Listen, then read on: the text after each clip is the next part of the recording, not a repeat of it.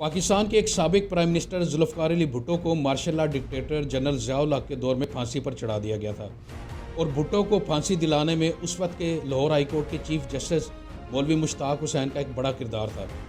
मौलवी मुश्ताक हुसैन ने कानून की धज्जियाँ उड़ाते हुए और खिलाफ आइन और कानून उस वक्त भुट्टो को फांसी की सज़ा सुनाई, मगर इसके चंद सालों बाद ही दुनिया ने देखा कि मौलवी मुश्ताक हुसैन ने किस कर्बनाक अजियत में दुनिया को खैरबाद कहा। मौलवी मुश्ताक हुसैन के आखिरी दिनों में इसके घर वालों में से कोई भी इसके पास नहीं था सिवाय एक मुलाजिम के। मौलवी मुश्ताक हुसैन को गुस्ल देने के लिए कोई नहीं था।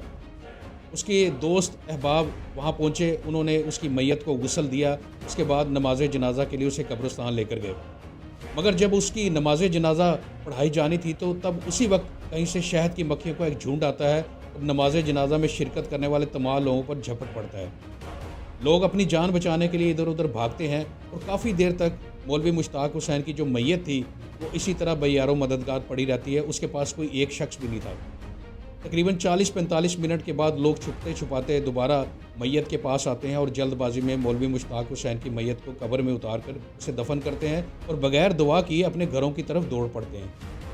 ये वाक़या आज मैं इसलिए आपको सुना रहा हूँ क्योंकि आज के दौर में फिर एक मौलवी मुश्ताक हुसैन पैदा हो चुका है और ये शख्स कोई और नहीं बल्कि इस्लामाबाद हाई कोर्ट का चीफ जस्टिस आमिर फ़ारूक है, जो आज भी मौलवी मुश्ताक हुसैन की तरह कानून की धज्जियाँ उड़ा रहा है, जो आइन को अपने कदमों के तले रौंद रहा है और किसी को इंसाफ नहीं दे रहा। मौलवी मुश्ताक हुसैन की तरह जस्टिस आमिर फ़ारूक भी वही काम कर रहा है जो उसने उस वक्त एक डिक्टेटर के दौर में किए थे।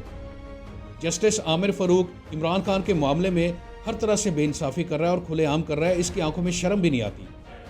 साइफर केस हो या तोशाखाना केस, इन दोनों केसेस में इसने कोशिश की कि किसी भी तरह इमरान खान को ज़्यादा से ज़्यादा अजियत पहुंचाई जा सके। जहां पर इमरान खान को रिलीफ देने की बारी आती है तो यह शख्स केस को आगे नहीं बढ़ने देता और अगर कानून के मुताबिक एक स्टेज के बाद फ़ैसला करना ज़रूरी हो जाता है तो फिर ये फ़ैसला देकर कई हफ्ते उस फैसले को महफूज करता है, सुनाता नहीं है ताकि इमरान खान को ज़्यादा से ज़्यादा अजियत दे सके। और जहाँ पर इमरान खान को तकलीफ़ पहुँचाना मकसूद होती है तो एक ही दिन में ये बड़े बड़े ऐसे फ़ैसले करता है कि कानून के बड़े बड़े माहिर हैं वो भी हैरान हो जाते हैं कि ये कानून की किस किताब से चीफ जस्टिस ने ये फ़ैसला दिया है। जस्टिस आमिर फ़ारूक एक बात याद रखें कि अल्लाह ताला ने मौलवी मुश्ताक को दुनिया में निशान इबरत किसी वजह से बनाया था।